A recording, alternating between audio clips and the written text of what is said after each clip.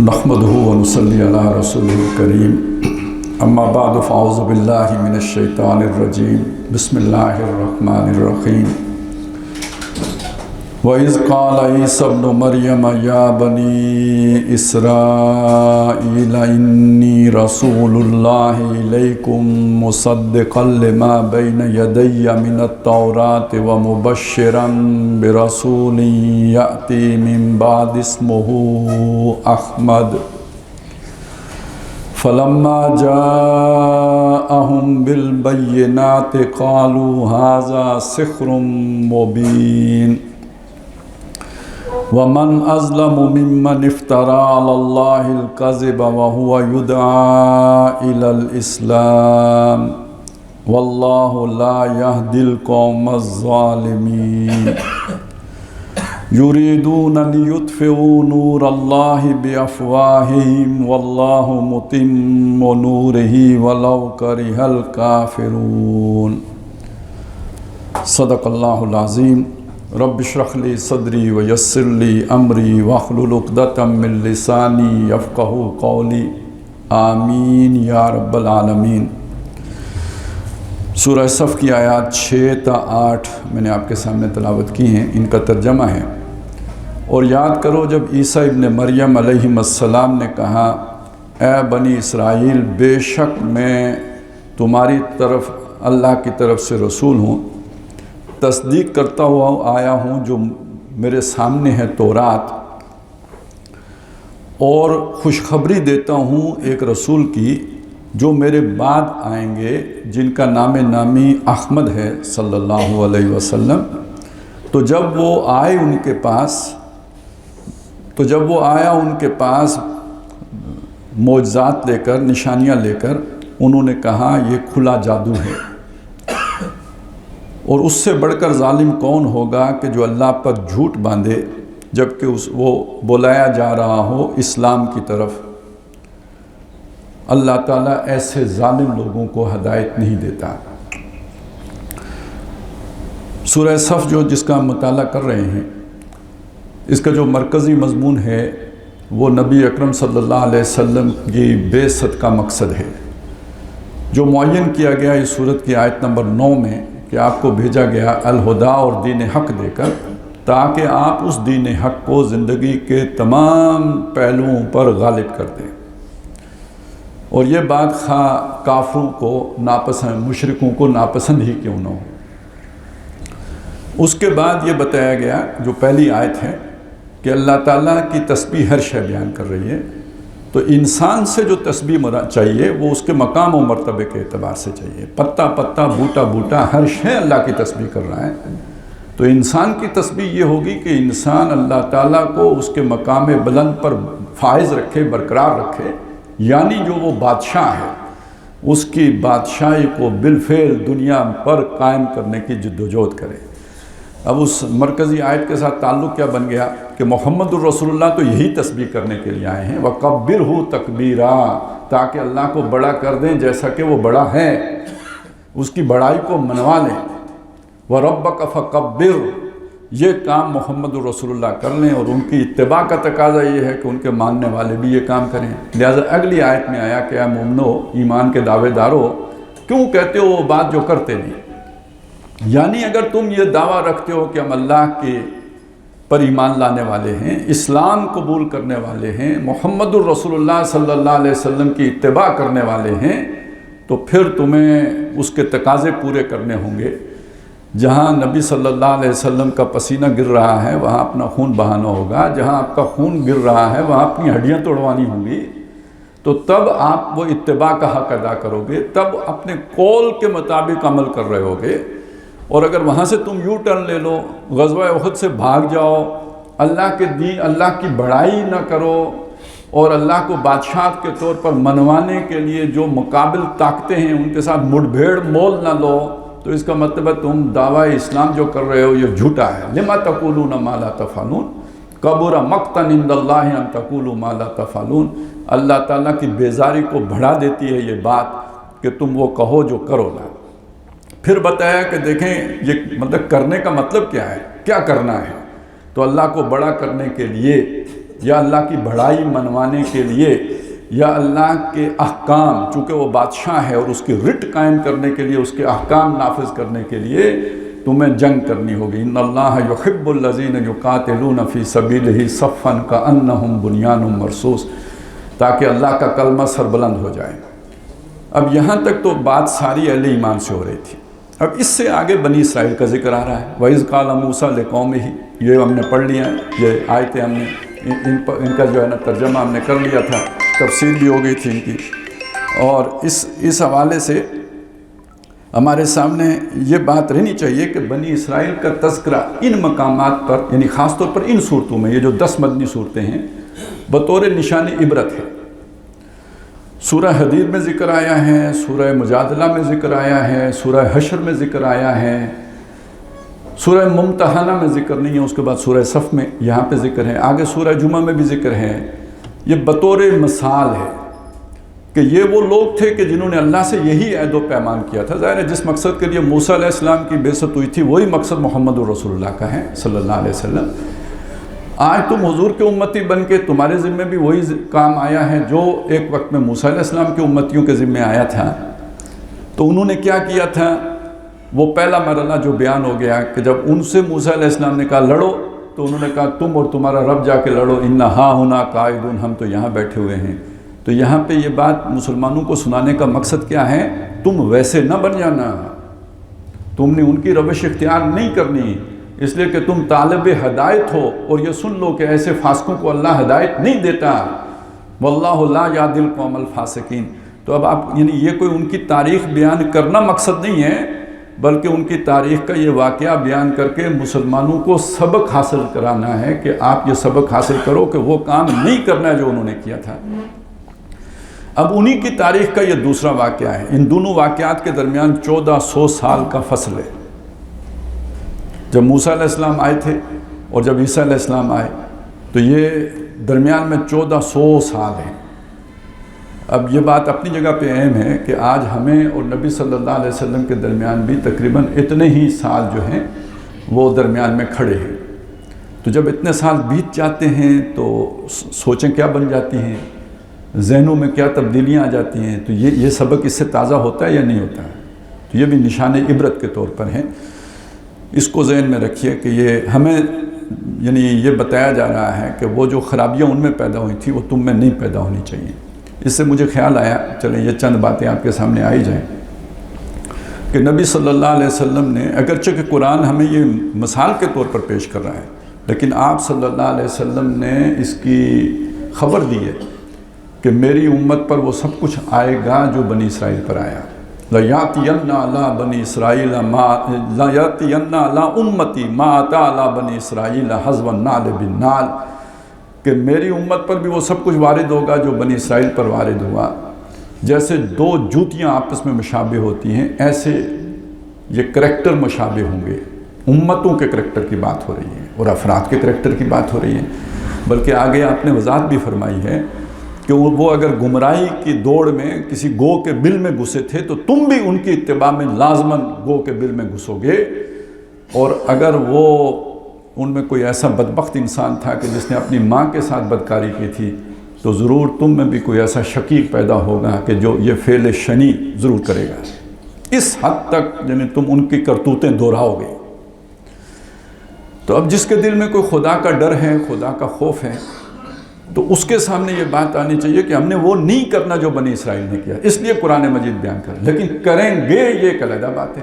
یہ تو تقدیر ہے، یہ تو ہونا ہے، لیکن جس نے اپنی آخرت بچانی ہے اس نے اپنے آپ کو بچانا ہے کہ وہ کام نہ کرے۔ اب آپ چند چیزیں دیکھ لیں کہ مطلب ان کا کیا مسئلہ تھا، وہ کیوں انہوں نے قتال سے انکار کیا تھا۔ اگلی صورت میں بتایا گیا ہے قُلْ إِنَّ الْمَوْتَ الَّذِي تَفِرُّونَ مِنْهُ، تم موت سے ڈر کے تم یہ کام کرو گے، یہ کر رہے ہو، اس سے فرار حاصل کر دو، مر نہ جاؤ، زندہ رہنا چاہتے ہو۔ سورہ بقرہ میں ان کی یہ بیماری بتائی کہ ان میں سے ہر ایک چاہتا ہے لَوْ يُعَمَّرُ أَلْفَ سَنَةٍ، 1000 سال زندہ رہے۔ تو اب اگر ان کے اندر یہ خواہش تھی تو یہ خواہش پھر اگر لَيَأْتِيَنَّ عَلَىٰ أُمَّتِي مَا أَتَىٰ عَلَىٰ بَنِي إِسْرَائِيلَ حَذْوَ النَّعْلِ بِالنَّعْلِ والی بات ہے تو امت کے اندر بھی پیدا ہوگی۔ اب آپ دیکھیں وہ حدیث آج کل بہت سنائی جاتی ہے، لیکن اس کے ساتھ جوڑ کے دیکھیں اسے کہ جس حدیث میں یہ بتایا گیا کہ اقوام غیر تم پر ٹوٹ پڑیں گی جیسے بھوکے دسترخوان پہ ٹوٹتے ہیں. تو صحابہ نے پوچھا ہے اللہ کے نبی ہم اس دن تھوڑے ہوں گے؟ کیونکہ کمزوروں پہ لوگ جلدی دوڑ کے آتے ہیں, کیا ہم تھوڑے ہوں گے؟ فرمایا نہیں, بل انتم یومئذ کثیر, تم تب بہت ہو گئے.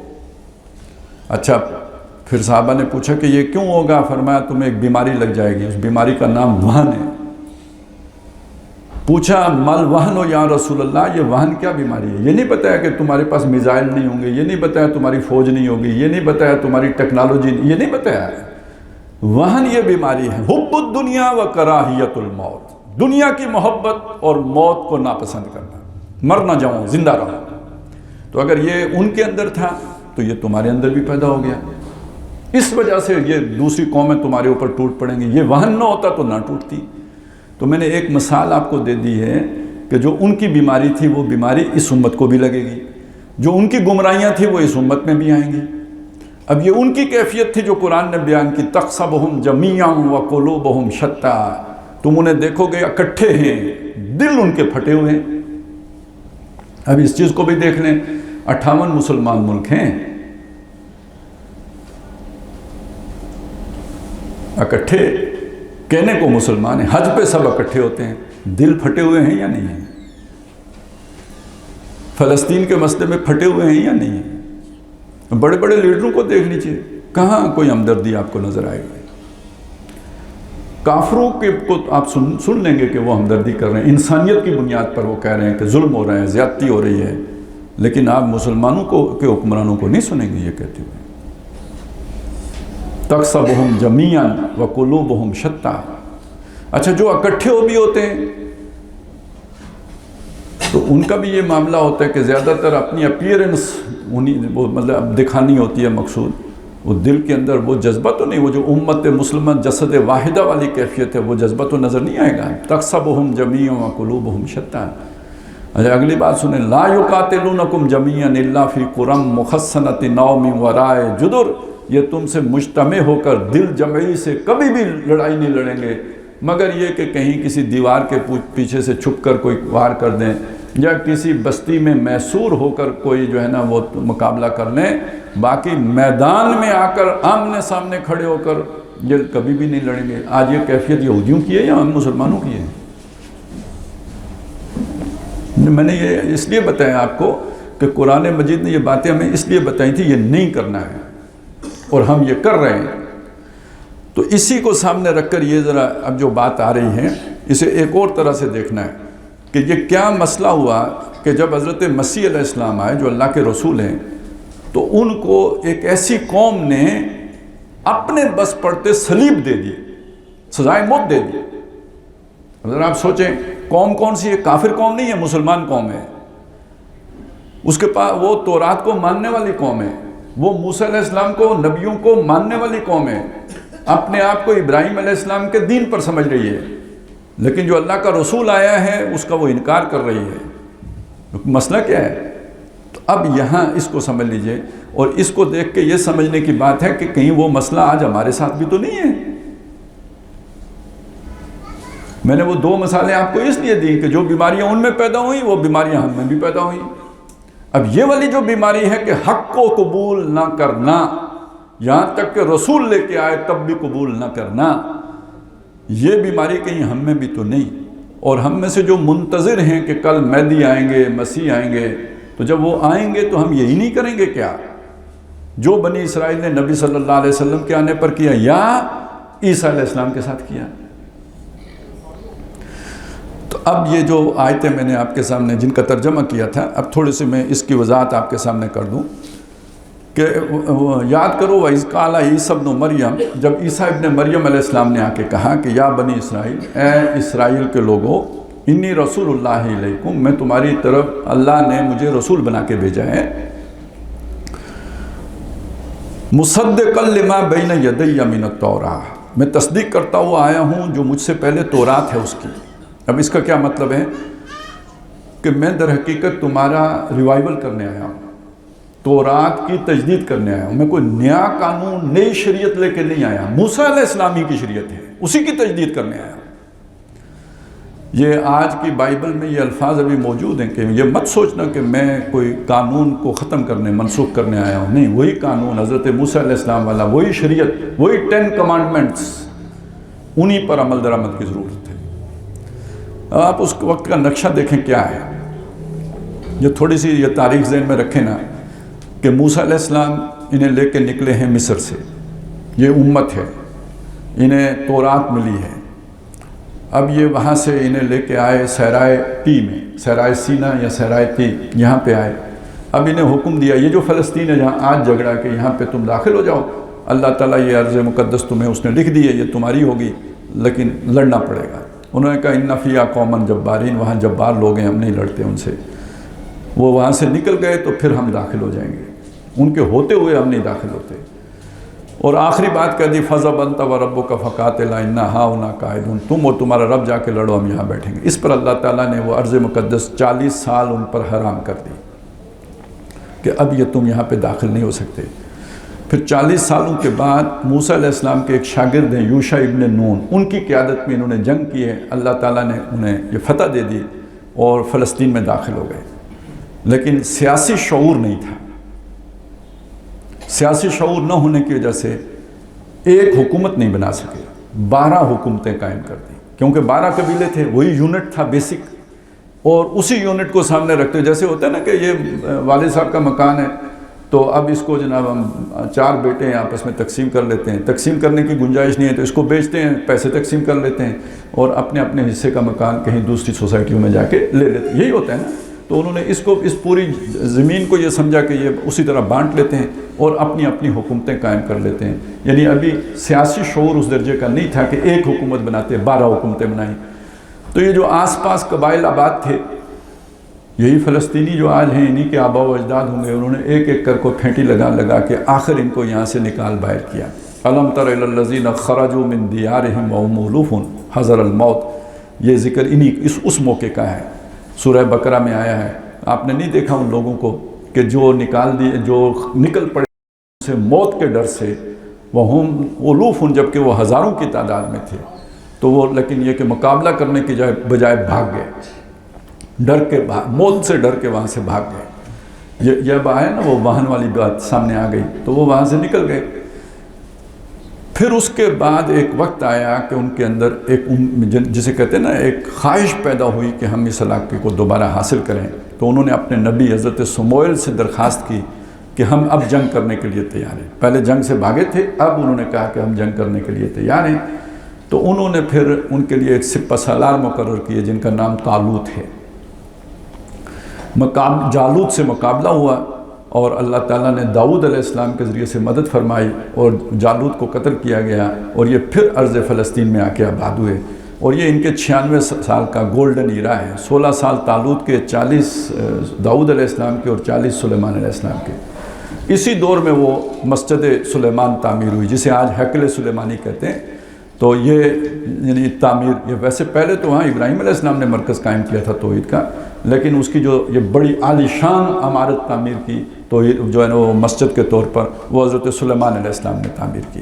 یہ تیسرے بادشاہ ہیں، طالوت، پھر داؤد اور پھر سلیمان علیہ السلام۔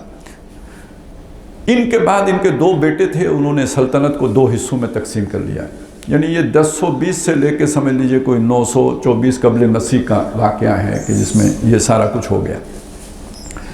اور اس کے بعد وہ سلطنت 2 حصوں میں تقسیم ہو گئی۔ ان میں سے ایک سلطنت 721 قبل مسیح میں جو ہے نا وہ پھر یہ شامیوں نے جو ہے نا مقامی جو لوگ تھے وہاں کے آس پاس کے، انہوں نے حملہ کر کے اس کو تباہ و برباد کر دیا۔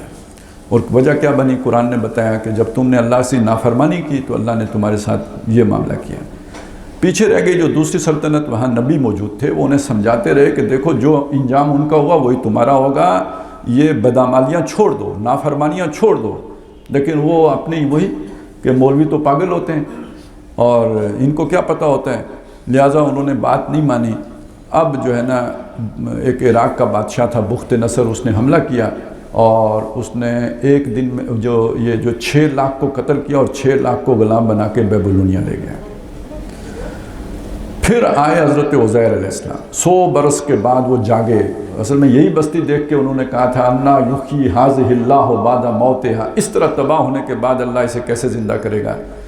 100 سال کے بعد اللہ نے پھر انہیں جگایا اور انہیں یقین ہو گیا کہ اللہ کر لیتا ہے۔ اب وہ گئے، جا کے قوم کو سمجھایا، تو چند لوگ جو ہے نا وہ ان کے اندر تبدیلی آئی اور پھر وہ ان کو لے کے واپس آئے۔ اللہ نے دنیا کے حالات میں تبدیلی یہ کی کہ ایران کا بادشاہ تھا سائرس، اس نے عراق پر حملہ کیا اور وہ جو ہے نا عراقیوں کو شکست دی۔ ان کو اجازت دے دی کہ جا کے تم اپنی بستی آباد کر لو۔ یہ واپس یروشلم میں آ کے آباد ہونا شروع ہوئے، تو دوسری مرتبہ وہ مسجد تعمیر ہوئی۔ پہلی دفعہ گرا دی گئی تھی، دوسری مرتبہ پھر تعمیر کی گئی، اسے سیکنڈ ٹیمپل کہتے ہیں، ہم اسے مسجد کہیں گے، قرآن نے اسے مسجد کہا ہے۔ وَلْيَدْخُلُوا الْمَسْجِدَ كَمَا دَخَلُوهُ أَوَّلَ مَرَّةٍ، تو ہمیں مسجد ہی کہنا چاہیے۔ اور اصل میں جسے قرآن نے مسجد اقصیٰ کہا ہے وہ یہی ہے۔ حضرت عمر رضی اللہ تعالیٰ عنہ نے جو مسجد بنائی تھی وہ تو بعد میں بنی ہے، یہ پورا جو ایریا ہے، احاطہ ہے، جسے بیت المقدس یا بیت المقدس کہتے ہیں یا جسے مسجد اقصیٰ کہتے ہیں، یہ پورا ایریا مسجد اقصیٰ ہے۔ قرآن اسے مسجد اقصیٰ کہہ رہا ہے۔ وہاں پہ حضرت سلیمان نے بنائی پہلی دفعہ مسجد، عمارت۔ مسجد تو وہ سارا علاقہ ہے، اس کے درمیان جو عمارت بنی ہے وہ حضرت سلیمان علیہ السلام نے بنائی، اور پھر بعد میں حضرت عزیر علیہ السلام نے یا ان کے بعد بنی ہے، اسے سیکنڈ ٹیمپل کہتے ہیں یہ۔ پھر اس کے بعد یہ وہ دور ہے کہ جسے کے بارے میں کہا جاتا ہے کہ سلیمان علیہ السلام سے بھی بڑی سلطنت وجود میں آئی ہے، مکابی سلطنت، یہ ان سے بھی بڑی، لیکن ان کے اندر بھی پھر عیاشیاں آ گئیں، خرابیاں آ گئیں، دین سے جو ہے دوری آ گئی، تو اللہ کی طرف سے سزا آئی۔ اور اب آئے رومیوں نے آ کے، وہ جو سیزر وغیرہ نہیں آپ سنتے، وہ ان کی طرف سے کیسر روم ان کا حملہ ہوا اور یہ جو ہے نا باج گزار بنا لیے گئے۔ یہ حضرت مسیح علیہ السلام سے 98 برس پہلے کی بات ہے، بلکہ نہیں، ہاں شاید 62 سال پہلے کی بات ہے کہ انہوں نے آ کے ان کو باج گزار بنا لیا۔ اور جب انہیں باج گزار کر لیا تو جب حضرت مسیح علیہ السلام آئے ہیں بطور رسول، ان کی بعثت ہوئی ہے، تو اس وقت یہ غلامی کی زندگی بسر کر رہے تھے۔ آپ نے یہ بات سنی ہوگی کہ حضرت عیسیٰ علیہ السلام سے یہ بات پوچھی گئی کہ ہم بادشاہ کے ساتھ ہم معاملہ کیا کریں، تو انہوں نے کہا کہ بادشاہ کا حق دو، اللہ کو اس کا حق دو۔ تو وہ اصل میں وہ جو بادشاہ کا حق کیا تھا، اسے خراج دینا پڑ رہا تھا، تو انہوں نے وہ خراج دینے سے روکا نہیں، بغاوت نہیں کرائی، اس لیے کہ ابھی اتنی طاقت ہی نہیں ہے کہ بادشاہ کا مقابلہ کیا جا سکے، تو پہلے وہ طاقت فراہم ہوگی، قوم توبہ کرے گی تو پھر اگلا مرحلہ آئے گا۔ لیکن قوم نے کیا، قوم کے اندر خرابی کیا تھی جس کی وجہ سے سارا معاملہ تھا، اس کے دیندار لوگ بگڑ گئے تھے، جو مذہبی پیشوا تھے وہ بگڑ گئے تھے۔ اگر آپ سورہ الف لام میم السجدہ کا مضمون سامنے رکھیں نا، جو تیسرے رکوع میں آیا ہے کہ ہم نے موسیٰ کو کتاب دی، وَلَقَدْ آتَيْنَا مُوسَى الْكِتَابَ فَلَا تَكُنْ فِي مِرْيَةٍ مِّن لِقَائِهِ وَجَعَلْنَاهُ هُدًى لِبَنِي اسرائیل، ہم نے موسیٰ کو کتاب دی کہ اللہ سے ملاقات کے بارے میں شک میں نہ رہنا۔ اس کتاب کا خاص مضمون یہ تھا، اور یہ کہ اس کتاب کو ہم نے بنایا ہدایت بنی اسرائیل کے لیے۔ وَجَعَلْنَا مِنْهُمْ أَئِمَّةً يَهْدُونَ بِأَمْرِنَا لَمَّا صَبَرُوا، اور ان میں ایسے امام، ایسے لیڈر، ایسے مذہبی پیشوا کھڑے کیے جو ان کو ہدایت دیتے تھے ہمارے حکم کے عین مطابق، جب وہ خود صبر کرنے والے تھے۔ مطلب یہ کہ دنیا کی رغبت رکھنے والے نہیں تھے، دنیا سے بے رغبتی اور بے نیاز تھے، دنیا کی لالچ ان کے اندر نہیں تھی، تو وہ ہمارے حکم کے مطابق لوگوں کو ہدایت سمجھاتے تھے۔ لیکن جب دنیا کی محبت ان کے دلوں میں گھر کر گئی تو اب تو وہ مچھلیاں پکڑنے کے طریقے سکھائیں گے نافتے کے دن، اب وہ کدھر اللہ کے حکم کی تنفیذ کریں گے۔ تو خرابی اس مذہبی طبقے کے اندر آئی تھی، مذہبی رہنما جو تھے ان کے اندر آئی، اور وہ خرابی اس درجے بڑھ گئی کہ مال بنانے کے لیے، دیکھیں نا جب خرابی آتی ہے دنیا کی محبت، تو پیسے کی محبت آئے گی یا نہیں آئے گی؟ پھر بندہ کہے گا یا نہیں کہ کالا بکرا لے کے آنا، جو وہ بکرا لے کے آؤ جو ملے ہی نہیں۔ کیوں؟ اس لیے کہ وہ ملے گا نہیں، تو میں کہوں گا نا کہ پیسے دے دو تو میں خود ہی لے لوں گا، اور قیمت بھی زیادہ بتاؤں گا، کیونکہ یہ نایاب بکرا ہے نا، وہ پتہ نہیں کون سے پہاڑی سے میں منگاؤں گا۔ تو اس لیے پھر وہ پیسے بناتے ہیں۔ ہم کو تو میسر نہیں مٹی کا دیا بھی، گھر پیر کا بجلی کو چراغوں سے ہے روشن۔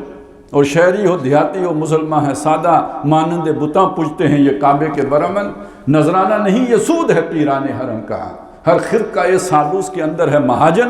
تو وہ جو مہاجن وہاں پہ بیٹھے ہوئے تھے انہوں نے یہ کاروبار شروع کر دیے۔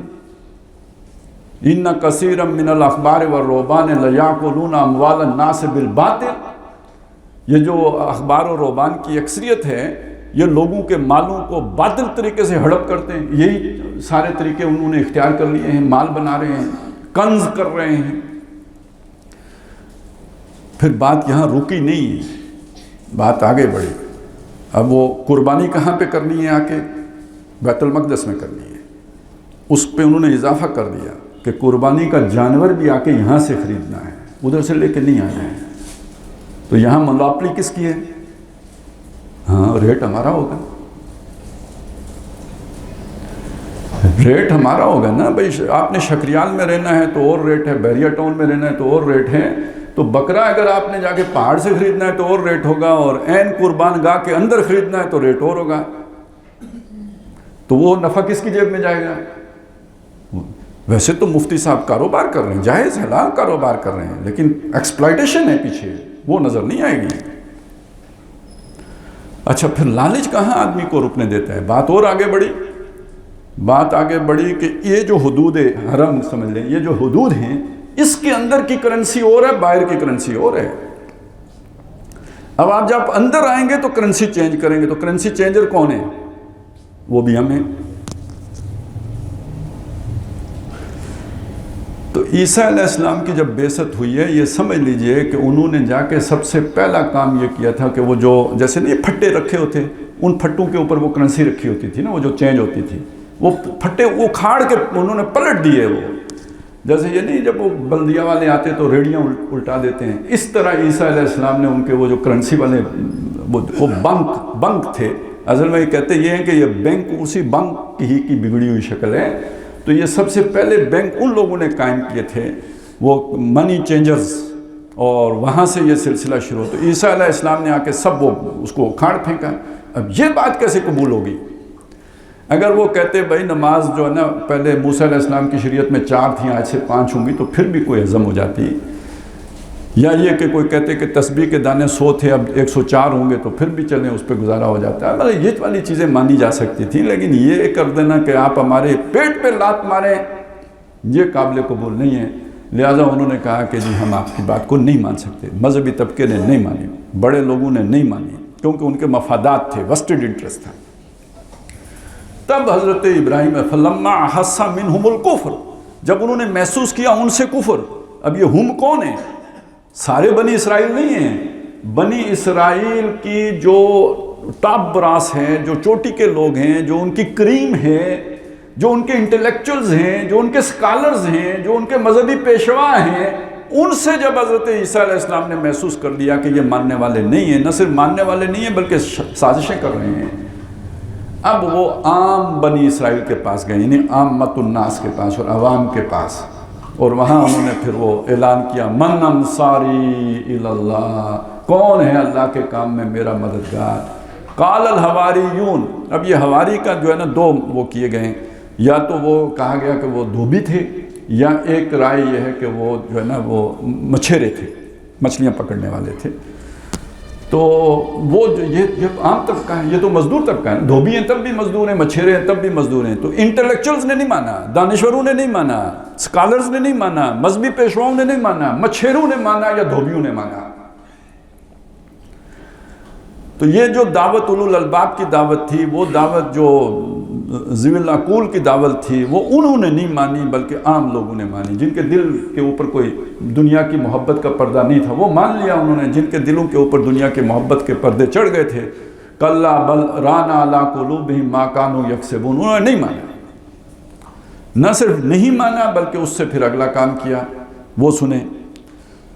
جب انہوں نے آ کے کہا کہ میں آیا ہوں تمہارے پاس تورات کی تصدیق کرتا ہوا، اور وہ مبشرم برسول، اب یہ ایک خاص بات ہے جو ذرا اس سے ہٹ کر ہے ہمارا جو مرکزی مضمون ہے، لیکن یہ کہ سورت کے مرکزی مضمون کے ساتھ اس کا تعلق ہے، کیونکہ یہ تو حضور صلی اللہ علیہ وسلم کے مرکزی جو ہے مقصد بعثت اس سے بحث کر رہی ہے۔ تو گویا حضور صلی اللہ علیہ وسلم کی خوشخبری حضرت عیسیٰ علیہ السلام دینے والے تھے. یہ ایک علیحدہ مضمون ہے، یہ آپ کو ملے گا یہ سورہ آل عمران میں بھی ہے اور سورہ احزاب میں بھی ہے کہ اللہ تعالیٰ نے نبیوں سے بھی ایک میثاق لیا تھا، اور اس میثاق کے اندر یہ بات یہ تھی کہ تم بعد والے نبی کی نصرت کرو گے، مدد کرو گے. تو وہ نصرت اور مدد یہی ہے کہ ایک رسول اپنے بعد والے رسول کی خوشخبری دے کے جاتا تھا، اس کی نشانیاں بتا کے جاتا تھا، اپنے لوگوں کو بتا کے جاتا تھا جب وہ آئے گا تو اس کی مدد کرنا. جیسے ہمیں نبی صلی اللہ علیہ وسلم نے حضرت مہدی کا بتایا، جیسے یہ بتایا کہ جو ہے نا وہ عیسیٰ علیہ السلام آئیں گے، تو اسی طرح عیسیٰ علیہ السلام محمد رسول اللہ صلی اللہ علیہ وسلم کے بارے میں بتا کے گئے تھے، بلکہ موسیٰ علیہ السلام بھی بتا کے گئے تھے. وہ جو الرسول نبی امی ہے، یجدونہ مکتوبا عندہم فی التوراۃ والانجیل، اسے لکھا ہوا پائیں گے اپنے پاس تورات میں بھی اور انجیل میں بھی. تو یہ نشانیاں بتا کے انہوں نے بھی نشانیاں بتائی. خوشخبری دیتا ہوں بے رسول، ایک رسول کی یاتی جو آئے گا من بعدی، میرے بعد، اسمہ احمد، اس کا نام احمد ہوگا صلی اللہ علیہ وسلم. یہ احمد مجتبیٰ اور محمد مصطفیٰ، یہ جو ہے نا نبی صلی اللہ علیہ وسلم کے ناموں کو اس جوڑے کی شکل میں بھی جو ہے وہ کہا جاتا ہے. اب جب یہ عیسیٰ علیہ السلام نے آ کے ان کے سامنے یہ دعوت رکھی، جس کی کچھ تفصیل میں نے آپ کے رکھی ہے کہ اصل میں ان کا مسئلہ کیا تھا، تو انہوں نے حضرت عیسیٰ علیہ السلام کے وہ معجزے دیکھ کر فَلَمَّا جَاءَهُم بِالْبَيِّنَاتِ، تو جب عیسیٰ علیہ السلام ان کے پاس آئے بینات لے کر، بینات بینہ کی جمع، بینہ وہ دلیل کہ جس کے آپ کے پاس کوئی جواب نہ، اسی کو معجزہ کہتے ہیں. یہ معجزہ جو آپ کو عاجز کرتے. اب دیکھیں نا، آگ میں ایک آدمی جا پڑا اور زندہ سلامت نکل آیا، کوئی عقل کی سمجھ میں آنے والی بات ہے؟ پانی ہے وہ سطح ہموار رکھتا ہے، لیکن پانی بالکل پہاڑ بن کے علیحدہ علیحدہ، جیسے مٹی کے تودے کھڑے ہوں اس طرح کھڑا ہو گیا، یا جیسے پتھر کھڑے ہوں اس طرح کھڑا ہو گیا. یہ کوئی سمجھ میں آنے والی بات ہے؟ یہ معجزہ ہے. اب مردے کو زندہ کر دینا، ہم کلام کرا دینا، پرندہ ہاتھ سے بنانا گارے سے اور اسے پھونک مارنا اور اس کا اڑنا شروع ہو جانا، یہ کوئی عقل میں آنے والی بات ہے؟ یہ وہ معجزات تھے جو حضرت عیسیٰ علیہ السلام کو دیے گئے، بینات جنہیں یہاں پہ کہا گیا ہے. تو جب وہ یعنی اتنی کھلی کھلی باتیں، یہ تو یعنی بالکل اندھوں کو بھی اس سے پر یقین آ سکتا ہے، لیکن وہ ماننے کے لیے تیار نہیں ہوئے، اور انہوں نے کس بنیاد پر اسے رد کیا؟ دیکھیے، ہر حق کو رد کرنے کے لیے بیانیہ تراشا جاتا ہے. اس لیے یہ لفظ بیانیہ جو ہے نا مجھے اتنا پسند نہیں ہے. ہم کہہ دیتے ہیں قرآن کا بیانیہ یہ ہے، وہ سمجھانے کے لیے یہ یوں بول دیتے ہیں. یہ بات ٹھیک نہیں ہے، یوں نہیں کہنا چاہیے، اس لیے کہ بیانیہ جھوٹا ہوتا ہے، وہ حق کے مقابلے میں گڑا جاتا ہے. جیسے وہ قریش بیٹھے ہوئے تھے نا کہ بھئی ہم یہ اللہ کے نبی جو ہونے کا دعویٰ کر رہے ہیں، ان کو ہم نے جھٹلانا ہے. کیسے جھٹلائیں؟ کسی نے کہا شاعر کہو، تو اگر وہ شاعر کہنا چاہتے تو پھر یہ ایک بیانیہ ہوتا. کسی نے کہا نہیں شاعری تو نہیں چلے گی یہ والی بات، تو کاہن کہو، تو اگر کاہن کہتے تو یہ ایک بیانیہ ہوتا ہے. اور کہا نہیں کاہن بھی نہیں چلے گا. تو یہ جب یہ اس طرح کی چیزیں گھڑی جاتی ہیں حق کو جھٹلانے کے لیے، تو اس گھڑی ہوئی بات کو بیانیہ کہیں گے. ایک جھوٹ آپ نے بنایا، اس کو پروپیگیٹ کیا زور شور سے اور لوگوں کے ذہنوں پر اس کو بٹھا دیا، یہ بیانیہ ہے. تاکہ اور یہ مستقل چیز نہیں ہوتی ہے. آج شاعر ہیں تو کل کاہن ہیں، تو پرسوں مسحور ہیں، تو ترسوں جو ہے کذاب ہیں. تو نئے سے نئے بیانیہ آئے گا، کیونکہ وہ آپ لوگوں کو اس جو بھی بمبارمنٹ ہے جھوٹ کی، اس کے ذریعے سے ان کے دماغ خراب کرنا چاہ رہے ہوتے ہیں. اب انہوں نے کیا بیانیہ بنایا؟ وہ جو وہاں کے دانشور تھے اور جو اپنے مفادات کا تحفظ چاہتے تھے، جنہیں خطرہ تھا کہ عیسیٰ کی بات مان لی تو ہمارا یہ محل جو ہے نا مفادات کا یہ ڈھہ جائے گا. انہوں نے کیا بیانیہ بنایا؟ قالوا ھذا سحر مبین. انہوں نے کہا یہ معجزہ نہیں ہے، یہ جادو ہے. اب یہاں ایک بات سمجھ لیجیے، جو جادو ہے اور معجزہ ہے، یہ بظاہر ان کا فرق کرنا بہت مشکل ہو جاتا ہے. اب آپ دیکھیں کہ موسیٰ علیہ السلام کو جو ایک معجزہ دیا گیا وہ یہ کہ ان کا عصا جو ہے وہ سانپ بن جاتا تھا. تو جب جادوگروں نے اپنی وہ لاٹھیاں ڈالی تھی تو وہ کیا بنی تھی؟ سانپ ہی بنی تھی. اب وہ معجزہ کیسے ثابت ہوا کہ موسیٰ علیہ السلام کا اکلوتا جو وہ سانپ تھا نا، وہ ان کے سارے سانپ کھا گئے. لیکن لوگوں کو تو نہیں سمجھ آئی نا کہ یہ معجزہ ہے. ان کی نظر میں ایک جادوگر دوسرے جادوگر کے مقابلے میں جیت گیا. لیکن سمجھ کسے آئی؟ جادوگروں کو. کیوں؟ انہیں پتا تھا جادو کہاں تک ہوتا ہے، اس کی لیمٹس کیا ہیں. وہ جانتے تھے جادو کیا ہے. وہ سمجھ گئے یہ جادو نہیں ہے. وہ سجدے میں گر گئے. انہیں دیر لگی ہی نہیں سجدہ کرنے. تو اصل میں تو وہ معجزہ بنا جادوگروں کے لیے. باقیوں کے لیے اس درجے کا معجزہ نہیں تھا جس درجے کا معجزہ وہ جادوگروں کے لیے تھا. جو تھوڑی سی بات میں نے آپ کو اس لیے بتا دی، قرآن مجید کا جو بیان ہے نا، جس طرح یہ اس کے جو الفاظ ہیں، جو عربی ہے، جو فصاحت ہے، جو بلاغت ہے، یہ بھی معجزہ ہے. لیکن یہ معجزہ ان عربوں کے لیے تھا جنہیں یہ والی عربی آتی تھی. یہ آج کے عربوں کے لیے اس طرح کا معجزہ نہیں ہے، نہ آج کے لوگوں کے لیے اس طرح کا معجزہ ہے. یہ زبان کا وہ فہم جن کو نہیں ہے. تو جیسے وہ جادوگر جو جیسے سمجھے تھے ویسا فرعون کو سمجھ نہیں آیا تھا، تو اسی طرح یہ والی بات آج ہمارے پلے نہیں پڑتی کہ وہ معجزہ کیسے ہے. اس کی جو صوتی آہنگ ہے یا جو بھی اس کے اندر جو ہے نا ایک وہ فصاحت و بلاغت ہے، آج کا انسان اسے نہیں سمجھ سکتا ہے. اسی لیے انہوں نے کبھی یہ کوشش نہیں کی کہ ایک ہی بھی آیت بنا کر پیش کریں. لیکن آج تو ایسے لوگ ہیں نا جو آیتیں بنا کر پیش کرنے کے وہ کر لیتے ہیں. کیوں؟ یہ بے شرمی، یہ بے غیرتی کیوں کر لیتے ہیں؟ اس لیے کر لیتے ہیں کہ وہ سمجھتے ہیں چلیں ہمارا بھی الو چل جائے گا. کس کو پتہ ہے قرآن میں اور اس میں کیا فرق ہے. وہاں وہ باریکیاں جو لوگ جانتے تھے ان کے سامنے پیش کرنے کی جرت کسی نے نہیں کی. قرآن اتنا اس سے جو ہے انسانی کلام سے بلند و بالا تھا. تو یہ معجزہ ہونا، یہ بات سمجھ لیجئے کہ وہ شے جو انسان کی عقل کو عاجز کر دے. اصل بات یہ ہے، یہ سمجھ لیں. تو عیسیٰ علیہ السلام یہ چیز لے کے آئے، معجزات لے کے آئے. انہوں نے کیا کہا؟ یہ جادو ہیں. تو جادو اور معجزہ چونکہ آپس میں قریب قریب ہوتے ہیں بظاہر، تو یہ انسانوں کے ذہنوں میں مغالطہ پیدا کرنا بہت آسان ہے. اچھا، آج کل ویسے بھی جادو کی بڑی باتیں چل رہی ہیں. تو یہ میں آپ کو بتا دوں کہ جسے ہم روحانیت کہتے ہیں نا، روحانی تجربہ، تو یہ جو جادو یا شیطانی کام، جو شیطانی روحانیت ہوتی ہے، یہ آپس میں بہت قریب قریب ہے. ایک بات سے آپ کو بہت جلدی سمجھ آ جائے گی. خواب ہوتا ہے نا، خواب، تو خواب اللہ کی طرف سے ہوتا ہے اور شیطان کی طرف سے بھی ہوتا ہے کہ نہیں ہوتا ہے؟ اب یہ کیسے پتہ چلے گا جو مجھے خواب آیا ہے یا اللہ کی طرف سے یا شیطان کی طرف سے؟ ویسے تو نہیں پتہ لگ سکتا ہے. اسی لیے کہا گیا ہے کہ خواب میں اگر کوئی ایسا کی بات آئے جو خلاف شرع ہو تو اس پہ عمل نہیں کرنا ہے. ہاں، شریعت کے مطابق بات ہے تو ہو سکتا ہے کہ وہ رحمان کی طرف سے ہو. لیکن بعض اوقات شیطان بھی سچا خواب بھی دکھاتا ہے. شیطان کے سارے خواب جھوٹے نہیں ہوتے. شیطان سچا خواب بھی دکھا سکتا ہے. اب یہ بڑا خاص نقطہ ہے. ایک واقعہ آتا ہے حدیث میں، کوئی پرانے یعنی بنی اسرائیل کے دور میں ایک کوئی راہب تھا، اس نے ایک قتل کر دیا. تفصیل بہت زیادہ ہے، وہ میں اس سے بچنا چاہتا ہوں. تو وہ جو عورت خاتون کوئی قتل کی تھی، تو اس کے جو بھائی تھے ان کے خواب میں شیطان آیا. اس نے آ کے بتایا کہ تمہاری بہن کو اس نے قتل کیا. ایک کے خواب میں آیا، دوسرے کے آیا، تیسرے کے آیا، بار بار آیا، یہاں تک کہ وہ بات کھلی تو شیطان کو صبر آیا، وگرنہ یہ کہ وہ صبر کرنے والا نہیں تھا. اب وہ جو خواب دیکھ رہے تھے کہ ان کی بہن کو راہب نے قتل کیا ہے، تو خواب سچا تھا، لیکن دکھا کون رہا تھا؟ شیطان. تو اس کا مطلب ہے کہ شیطان کی سچا خواب بھی دکھا سکتا ہے، لیکن یہ والا سچ وہ کسی فساد کے لیے دکھاتا ہے. اس کے پیچھے اس کی نیت کوئی جو ہے نا وہ صلح کی نہیں ہوتی. تو یہ خواب کا جس طرح مسئلہ ہے، تو اسی طرح تو کسی کو اب ایک کشف ہوا ہے، تو کشف بھی تو شیطان کی طرف سے ہو سکتا ہے. میں شیطان دیکھوں اور میں یہ سمجھوں فرشتہ دیکھا ہے، میرا مغالطہ ہے نا.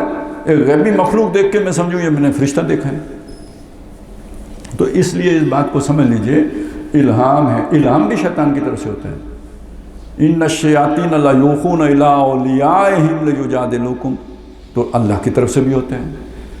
فالہمہا فجورہا وتقویٰ، الہام ادھر سے بھی ہوتا ہے، الہام ادھر سے بھی ہوتا ہے. تو یہ روحانیت ایک مسٹری ہے.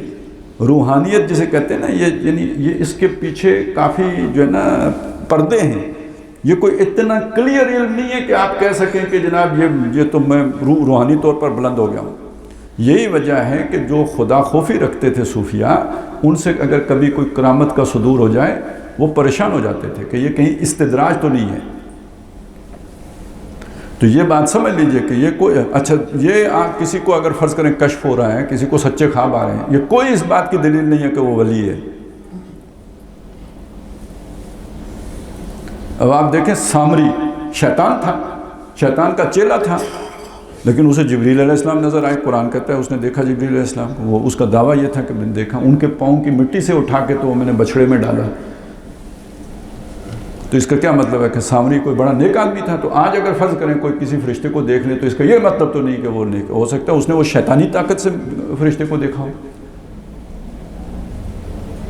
تو پہلی بات یہ سمجھ لیجئے کہ یہ جو وادی ہے نا، یہ جسے آپ بڑی آسانی سے روحانیت کہہ دیتے ہیں، یہ کوئی اتنی آسان وادی نہیں ہے۔ اس میں وہ کلیئرٹی کا ہونا اتنا کوئی کھلا کھلا نہیں ہے، یہ کوئی بینہ چیز نہیں ہے، مبین اور مبین شے نہیں ہے۔ دوسری بات یہ سمجھ لیں کہ یہ اس میں مغالطے لگنے کا بہت زیادہ امکان ہوتا ہے۔ آپ یہ سمجھیں میری روحانی ترقی ہو رہی ہے اور ہو سکتا ہے وہ ساری شیطانی ترقی ہو۔ تیسری بات یہ سمجھ لیں کہ آج کے زمانے میں یہ دھوکہ سوچ سمجھ کے دیا جاتا ہے۔ یہ جتنے بڑے بڑے وہ ہوتے ہیں نا، وہ پروفیسر جو بنے بیٹھے ہوتے ہیں کہ وہ آؤ عامل وہ کیا ہے محبوب پاؤں میں تو پتہ نہیں کیا گیا، وہ جو سارا وہ جادو نکال رہے ہوتے ہیں اور یہ کر رہے ہوتے ہیں، یہ سارے خبیث لوگ ہوتے ہیں اکثر و بیشتر۔ ان کے پاس ہوتے ہیں، میں نہیں کہتا کہ نہیں ہوتا ہے، ان کے پاس طاقت ہوتی ہے، شیطانی طاقت ہوتی ہے، شیطان ہوتے ہیں ان کے ساتھ، اور ان شیطانوں کو راضی کرنے کے لیے انہیں بہت گندے گندے کام کرنے پڑتے ہیں۔ اور شیطان تو کسی اچھے کام سے تو نہیں راضی ہوگا، گندے کام سے راضی ہوگا۔ آپ جادو کے اوپر حق پرست علماء کی لکھی ہوئی کتابیں، آج کی نہیں 6 صدیاں پرانی پڑھ لیں، اس میں یہ سارے طریقے لکھے ہوئے ہیں۔ بچوں کو قتل کرنا لکھا ہوا ہے، شیطان راضی ہوتے ہیں اس سے۔ چھوٹے بچوں کے ساتھ بدکاریاں کرنا، یہ شیطان کو راضی کرنے کے طریقوں میں سے ہے۔ وہ راضی ہوگا تو اپنے کو یہ چیز آپ کے لیے ڈیپیوٹ کرے گا نا کہ ان کو یہ آپ کی مدد کرتے رہیں گے۔ گندا رہنا، گندے کام کرنا، بدکاری کرنا، یہاں تک ہے کہ مطلب ایک آدمی اگر وہ جادو سیکھنا چاہتا ہے، اسے وہ بدکاری کے لیے کچھ میسر نہیں ہے تو وہ اپنی بیوی کو طلاق دے کے گھر رکھ لے گا۔ اب لوگ کیا سمجھیں گے؟ وہ جو کچھ اس سے وہ کوئی چیزیں غیب سے ہو رہی ہوں گی تو وہ سمجھیں گے کہ وہ تو بڑے بزرگ آدمی ہیں، ھذا شیخ عظیم، تو وہ تو دجال عظیم ہوگا، وہ تو شیطان ہے۔ تو یہ بڑی خطرناک وادی ہے، یہ کوئی آسان وادی۔ اچھا، تو بہرحال وہ چونکہ مغالطہ اس میں بہت لگ جاتا ہے، لہذا اب انہوں نے بڑی لطیف طریقے سے عیسیٰ علیہ السلام کو جادوگر قرار دے دیا، اور جادوگر قرار دے کے رکے نہیں، بات آگے بڑھائی۔ بات کتنی آگے بڑھائی؟ انہوں نے کہا جناب جادو کفر ہے۔ اب وہ آگئے شریعت پر۔ اب یہ فرق ہے کہ اگر پرویز مشرف صاحب جیسا کوئی حکمران ہوگا تو وہ کہے گا کہ تم نے writ of the government challenge کیا، ہم تمہیں امریکہ کو بھیجتے ہیں، چلیں جائیں، وہ تو بک گیا، جان چھوٹ گئی۔ لیکن اگر اوپر کوئی وہ جو ان والے کام انہی والے کرے اور ہو کوئی میری طرح کا مولوی، تو اس نے صرف اتنا ہی تو نہیں کرنا کہ تم نے جو ہے نا میری ریٹ چیلنج کی ہے، اس نے تو مجھے پھر کوئی خدا کے پھندے میں بھی پھانسنا ہے نا کہ تم نے کفر کیا ہے، تم نے ارتداد کیا ہے، تم نے یہ کیا ہے، تم سنسار ہو گئے، تو وہ تو پھر ادھر جائے گا۔ لہذا یہ چونکہ مذہبی لوگ تھے، انہوں نے کہا نہیں، عیسیٰ کو صرف اتنی بات پر تو نہیں چھوڑ دینا کہ اس نے جادو کیا ہے۔ انہوں نے اگلی بات کی، انہوں نے کہا جادو کفر ہوتا ہے، اور یہ مسلمان تھا اور کافر ہو گیا ہے، تو جو کافر ہوتا ہے وہ مرتد ہوتا ہے، اور جو مرتد ہوتا ہے وہ واجب القتل ہوتا ہے۔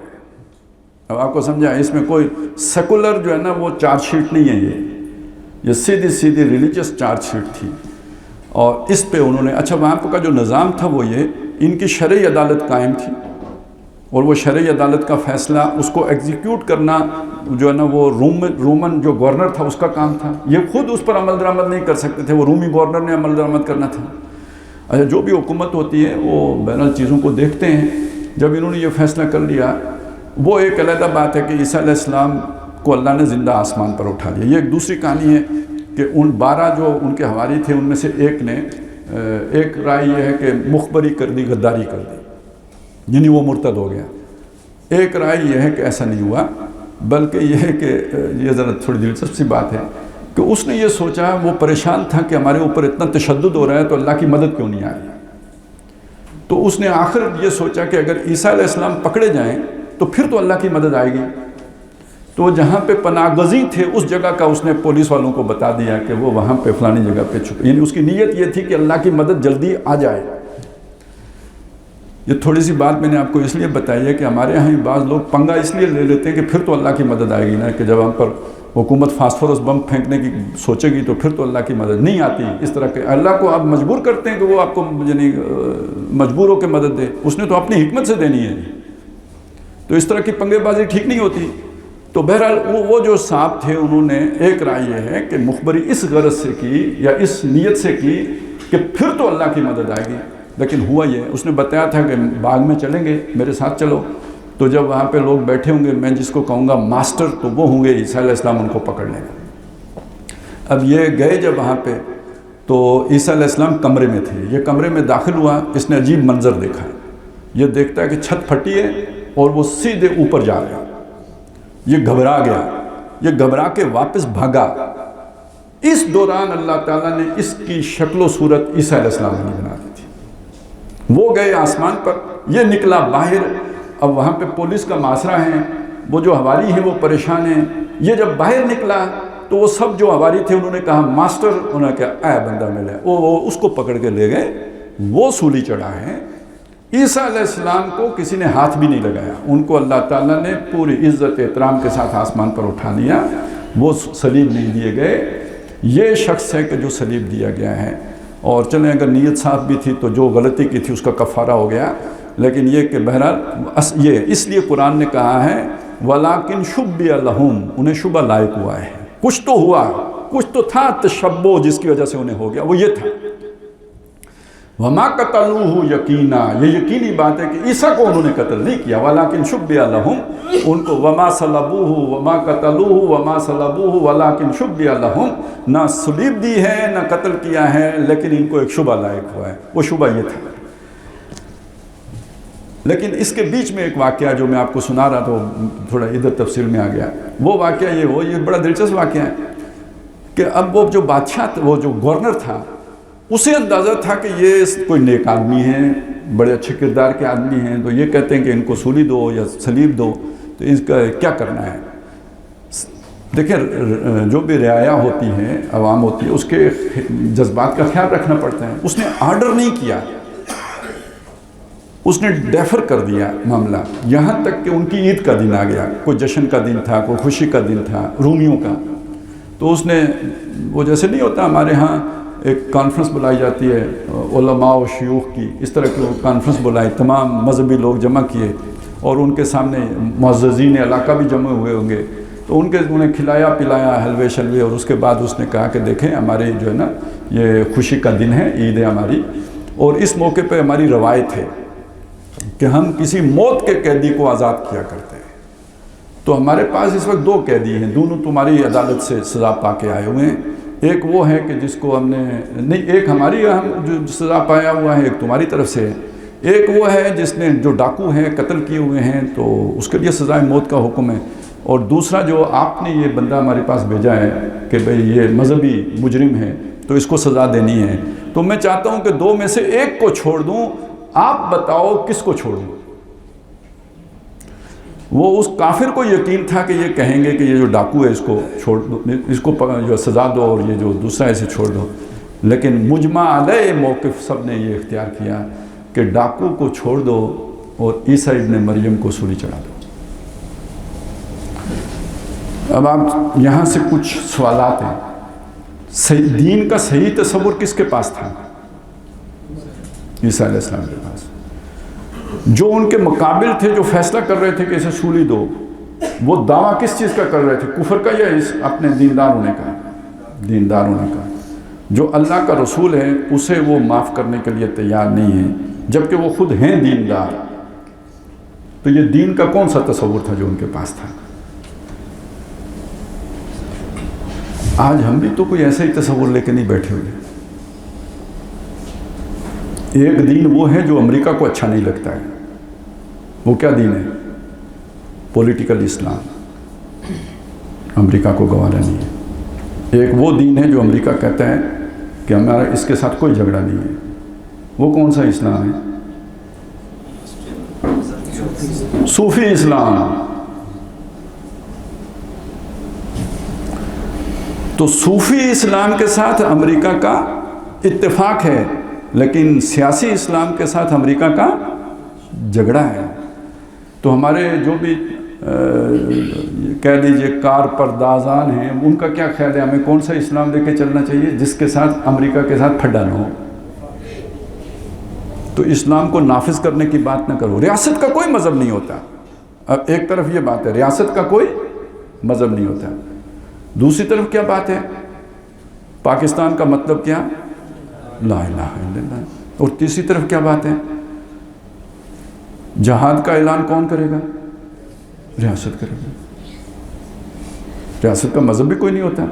جہاد کا اعلان کوئی اور نہیں کر سکتا، وہ ریاست کرے گی. تو جب اس کا مذہب ہی نہیں ہوتا تو جہاد تو ایک مذہبی اصطلاح ہے، اس کا اعلان پھر ریاست کیوں کرے گی؟ وہ پھر مفتی اعظم کیوں نہیں کریں گے؟ تو پھر ان کا کرنا حق بنتا ہے. نہیں وہ نہیں کر سکتے، وہ ہم کریں. لیکن مذہب کا کوئی تعلق ریاست کے ساتھ نہیں ہوتا. یہ اسلام کا پرورٹی تصور ہے، اور آج پوری دنیا کے مسلمانوں نے اسے قبول کر لیا ہے. اور یہ وہ چیز ہے جب تک آپ اس پوری بات کو نہیں سمجھیں گے، ان حدیثوں کو نہیں سمجھ سکتے کہ لا یبقى من الاسلام الا اسمہ ولا یبقى من القرآن الا رسمہ. اسلام میں اس کے نام کے سوا کچھ نہیں بچے گا، اور قرآن میں اس کے حروف اور الفاظ کے سوا کچھ نہیں بچے گا. اور بدا الاسلام غریبا فسیعود کما بدا. اسلام شروع ہوا تو غریب تھا، اجنبی تھا، عنقریب یہ لوٹ کے واپس غریب ہو جائے گا. تو موسیٰ علیہ السلام کا دین غریب ہو چکا تھا، عیسیٰ علیہ السلام اس کو غربت سے نکالنے آئے تھے. جو اس وقت کے امارت پر فائز تھے انہوں نے کہا عیسیٰ کو لٹکا دو، دین تو یہ ہمارا یہ والا ہی رہے گا جس میں ہمیں کمائیاں ہوتی ہیں، زن زر زمین ملتی ہے. یہ غربت والا دین ہمیں نہیں چاہیے، فقر و فاقے والا دین ہمیں نہیں چاہیے. تو 14 صدیاں بعد اگر وہاں یہ کچھ ہو گیا تھا تو 14 صدیاں بعد آج یہاں ہمارے ہاں اس سے بڑھ کر نہیں ہو گیا ہوا. تو فلما جاءہم بالبینات قالوا ھذا سے، اور نبی تو کوئی نہیں آیا اس لیے بچ گئے، لیکن جو اصلی دین کی دعوت دے نہیں. مصر میں یہ وہ حسن البنا کے ساتھ کیا ہوا، کے ساتھ کیا ہوا، سب لٹکائے گئے یا نہیں لٹکائے گئے؟ تو یہ مسیح علیہ السلام ہی تو نہیں لٹکے. آج بھی جو حق کی بات کرے اس کے لٹکنے کا پورا پورا امکان ہے، غائب ہونے کا پورا پورا امکان ہے. تو انہوں نے کہا یہ جادو ہے، کھلا جادو ہے. وَمَنْ أَظْلَمُ مِمَّنِ افْتَرَىٰ عَلَى اللَّهِ كَذِبًا. اس سے بڑھ کر ظالم کون ہوگا جو اللہ پر جھوٹ باندھے. اب یہ دیکھیے یہاں پہ کیا جھوٹ ہے، آپ نے افترا کیا ہے، اپنا مذہب خود بنایا ہے، ذمے اللہ کے ڈال دیا ہے کہ یہ اللہ کا دین ہے. یہ اللہ کا دین نہیں ہے. اللہ کا دین وہ تھا جو عیسیٰ علیہ السلام لے کے آئے تھے. جو تمہاری روایت ہے جس کو تم لے کے چل رہے ہو یہ تمہاری اپنی گھڑی ہوئی روایت ہے، یہ اللہ کا بتایا ہوا دین نہیں ہے. جھوٹ گھڑا ہے تم نے اللہ کے اوپر. تو اس سے بڑا ظالم کون ہوگا کہ جو اللہ پر جھوٹ گھڑے. اب دیکھیں نا ہمارے ہاں، اب یہ بھی تو دیکھیں نا کیسے کیسے کذاب ہیں کہ جو جھوٹے خواب بیان کر دیتے ہیں. یہ تو ہمارے سامنے کی بات ہے نا. تو جو جھوٹے خواب بیان کر سکتے ہیں وہ دین کی تعبیر کرنے میں گڑبڑ نہیں کریں گے. اور دسیوں طریقے ہیں. اب کتنے جو کہتے ہیں اللہ بادشاہ ہے، لیکن یہ کہ اس کی بادشاہی آسمانوں کی بادشاہی ہے، وہ جو ہے نا وہ تکوینی بادشاہی ہے. یہاں تو بادشاہ ہمیں. یہ خالص فرعون والا دعویٰ ہے یا نہیں ہے؟ اس طرح کا بادشاہ تو اللہ کو مشرکین مکہ بھی مانتے تھے. اگر آپ ان سے پوچھیں من خلق السماوات والارض یقولون اللہ، وہ لازماً کہتے ہیں اللہ نے بنائے. وہ یہ تو کہ ابو جہل نہیں کہتا تھا میں نے بنائے، تو فرعون کیسے کہے گا کہ میں نے بنائے؟ وہ تو خود لوگوں کے سامنے پیدا ہوا، تو اس کے تو پیدائش سے پہلے یہ سارا کچھ موجود ہے، وہ کیسے کہے گا یہ میں نے بنایا؟ تو اس سے بھی پوچھتے تو کیا کہتا کس نے بنایا؟ اللہ نے بنایا. لیکن وہ کہتا تھا حکم میرا چلے گا.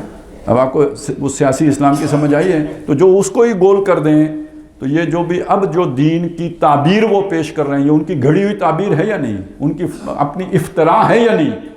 لیکن وہ اسے باندھ کس کے اوپر رہے ہیں، ذمے کس کے ڈال رہے ہیں؟ اللہ کے۔ اس سے بڑا ظالم کون ہوگا؟ وَمَنْ أَظْلَمُ مِمَّنِ افْتَرَىٰ عَلَى اللَّهِ الْكَذِبَ وَهُوَ يُدْعَىٰ إِلَى الْإِسْلَامِ، جبکہ وہ اسلام کی طرف پکارا جا رہا ہو۔ خاص طور پہ یہ یہودیوں کا یہ معاملہ، یعنی کیا یہودی کیا نصرانی، محمد رسول اللہ صلی اللہ علیہ وسلم اسلام کی طرف پکار رہے ہیں۔ یہودی نصرانی اپنے آپ کو ابراہیم علیہ السلام کے ساتھ جوڑتے ہیں۔ ابراہیم علیہ السلام بھی مسلم تھے۔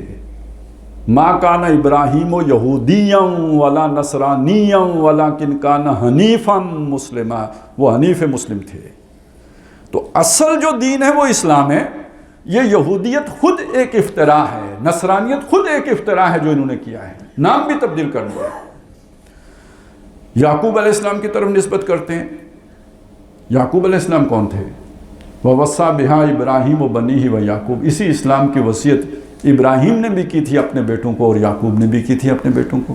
أَمْ كُنْتُمْ شُهَدَاءَ إِذْ حَضَرَ يَعْقُوبَ الْمَوْتُ إِذْ قَالَ لِبَنِيهِ مَا تَعْبُدُونَ مِن دُونِي، کیا تم ادھر موجود تھے جب موت سامنے آئی تھی یعقوب کے، اور انہوں نے پوچھا تھا اپنے بیٹوں سے میرے بعد تم کس کی عبادت کرو گے؟ قَالُوا نَعْبُدُ إِلَٰهَكَ وَإِلَٰهَ آبَائِكَ إِبْرَاهِيمَ وَإِسْمَاعِيلَ وَإِسْحَاقَ إِلَٰهًا وَاحِدًا وَنَحْنُ لَهُ مسلمون۔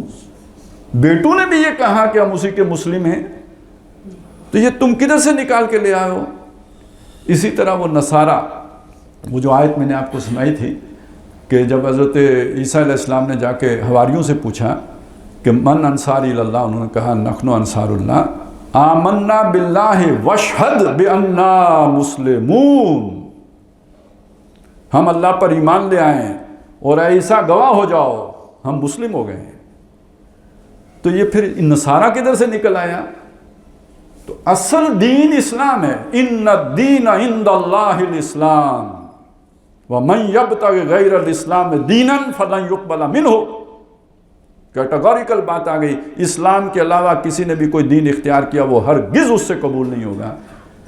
یہ جو آج بیوقوف کہتے ہیں کہ یہ جو دین ابراہیمی پہ جو لوگ ہیں اور اس میں پھر تین کو شامل کرتے ہیں کہ یہ یہودی اور نصارہ اور مسلمان، یہ بکواس ہے یا نہیں؟ یہ بھی افتراء ہے یا نہیں؟ یہ بھی جھوٹ ہے یا نہیں؟ یہ آج کے دور میں باندھا جاتا ہے تاکہ وہ مل جل کے رہنے کی کوئی صورت پیدا کی جائے، وحدت ادیان کی کوئی صورت بنائی جائے۔ تو دین اللہ کی نظر میں صرف ایک ہے اور وہ اسلام ہے، اور یہی ابراہیم کا دین تھا۔ اور یہ جو یہودیت ہے اور نصرانیت ہے یہ اضافہ ہے، یہ افتراء ہے، یہ گڑی ہوئی بات ہے جو انہوں نے اللہ پر جھوٹ باندھا ہوا ہے۔ تو اسے جب اسلام کی طرف پکارا جاتا ہے تو اپنے افتراء کی طرف جاتا ہے۔ وَمَنْ أَظْلَمُ مِمَّنِ افْتَرَىٰ عَلَى اللَّهِ الْكَذِبَ وَهُوَ يُدْعَىٰ إِلَى الْإِسْلَامِ وَاللَّهُ لَا يَهْدِي الْقَوْمَ الظَّالِمِينَ، ایسے ظالموں کی قوم کو اللہ ہدایت نہیں دیتا۔ اب یہ ظلم ہو گیا نا، یہ سب سے بڑا ظلم یہ ہے کہ اللہ پر جھوٹ باندھو، تو جس نے یہ ظلم کیا ہو اس کو اللہ ہدایت نہیں دے گا۔ پیچھے آیا تھا وَاللَّهُ لَا يَهْدِي الْقَوْمَ الْفَاسِقِينَ، وہ میں نے آپ کو بتایا اللہ سے ہٹ کر کسی اور سے جو محبت رکھے گا وہ فاسق ہے جس کو اللہ ہدایت نہیں دے گا، اور یہاں جو ظلم کرے گا اس کو بھی اللہ ہدایت نہیں دے گا۔ دو باتیں آ گئیں، تو یہ دونوں باتیں سمجھ لیجئے، یہ اللہ غیر اللہ کی محبت کو دل میں جگہ دینا جس کے نتیجے میں فسق پیدا ہوتا ہے، اور اللہ پر جھوٹ باندھنا جس کے نتیجے میں ظالم کا جو ہے نا وہ رتبہ ملتا ہے یا کہہ لیجئے ٹائٹل ملتا ہے۔ یہ وہ دو جرائم ہیں جو ایک مسلمان امت کے اندر پیدا ہوئے ہیں، اور ان جرائم نے پھر انہیں کتنا بگاڑ دیا کہ انہوں نے دین کا حلیہ بگاڑ کے رکھ دیا، اسلام کو یہودیت اور نصرانیت سے بدل دیا، اللہ کے ساتھ شرک کا رویہ اختیار کر لیا۔ صرف یہی نہیں کیا، اپنے نام ہی نہیں بدلے، اپنا قبلہ بھی بدلا ہے۔ قبلہ سب کا یہ خانہ کعبہ تھا، دین ابراہیمی میں قبلہ خانہ کعبہ ہے، اسلام میں قبلہ خانہ کعبہ۔ اس معنی میں قرآن نے کہا ان اول بیت وضع للناس للذی ببکۃ ہدی مبارکا وہدی للعالمین، یہ وہ شہر ہے جو سب کا قبلہ ہے۔ قربان گاہ مینا ہے سب کی، ابراہیم علیہ السلام نے اسماعیل علیہ السلام کو کہاں قربان کیا تھا؟ لیکن ان سب نے اپنا اپنا جدا کر لیا، قبلہ بھی دوسرا بنا لیا، دن بھی بدل لیا۔ دن بھی ابراہیم علیہ السلام کے ہاں جمعہ ہے، ایک نے ہفتہ کر لیا دوسرے نے اتوار کر لیا، یہ افتراء ہے۔ اور بہت سارے افتراء کیے ہیں۔ تو وہ نبی صلی اللہ علیہ وسلم نے آ کے ان کی یہ ساری باتیں، اچھا اسی طرح وہ اونٹ کو حرام کر لیا۔ قرآن نے یہ بھی تو سمجھایا نا کل الطعام کان حلا لبنی اسرائیل الا ما حرم اسرائیل علی نفسہ، یہ تمام حلال کھانے جو آج مسلمانوں پر حلال کیے گئے ہیں یہ بنی اسرائیل پر بھی حلال تھے، لیکن بنی اسرائیل جو حضرت اسرائیل تھے یعنی حضرت یعقوب علیہ السلام، انہیں اونٹ پسند نہیں تھا تو انہوں نے وہ حرام اس معنی میں نہیں ہے کہ شریعت میں حرام تھا، انہوں نے اپنے آپ اوپر کھانا روک لیا ہوا تھا، وہ نہیں کھایا کرتے تھے. جیسے تبن کوئی شے آپ کو پسند نہیں تو آپ نہیں کھاتے، تو وہ حرام نہیں تھا، اللہ نے حرام نہیں کیا. اسی لیے قرآن نے کہا کل ہاتو من التورات، تورات لے کے آؤ اگر تم سچے ہو اپنے اس دعوے میں. تورات میں تو کوئی اونٹ کے حرام ہونے کا حکم نہیں ہے. تو محمد الرسول اللہ صلی اللہ علیہ وسلم نے آ کے ان کے اس جو خرابیاں تھیں ان کی بھی اصلاح کی ہے، اور وہ افطرا تھا جو انہوں نے کیا ہوا تھا جس کا یہاں پہ ذکر آیا ہے. آج ہم اسی پہ اکتفا کرتے ہیں. آیتیں 3 پڑھی تھیں، ہوئی 2 ہیں، اور ویسے اچھا ہی ہو گیا کیونکہ جو تیسرا یہ 2 دور پورے ہو گئے. ایک دور وہ تھا جو موسیٰ علیہ السلام کے دور میں ان کا رویہ رہا، دوسرا تاریخ کا دور وہ ہے جو عیسیٰ علیہ السلام کے دور میں ان کا رویہ ہوا، اور جو تیسری آیت رہ گئی جو جس کا ترجمہ تو ہوا تھا لیکن یہ کہ وہ نہیں ترجمہ بھی نہیں کیا لیکن پڑھی تھی میں نے. تو یریدون لیطفئوا نور اللہ بافواہہم واللہ متم نورہ ولو کرہ الکافرون. جب نبی صلی اللہ علیہ وسلم کی بعثت ہوئی تو ان بنی اسرائیل کا رویہ اور کردار کیا تھا یہ اس آیت میں بیان ہوا ہے. تو 3 ادوار ان کی تاریخ کے آگے ان 3 آیات میں. بارک اللہ لی ولکم فی القرآن العظیم ونفعنی وإیاکم بالآیات والذکر الحکیم.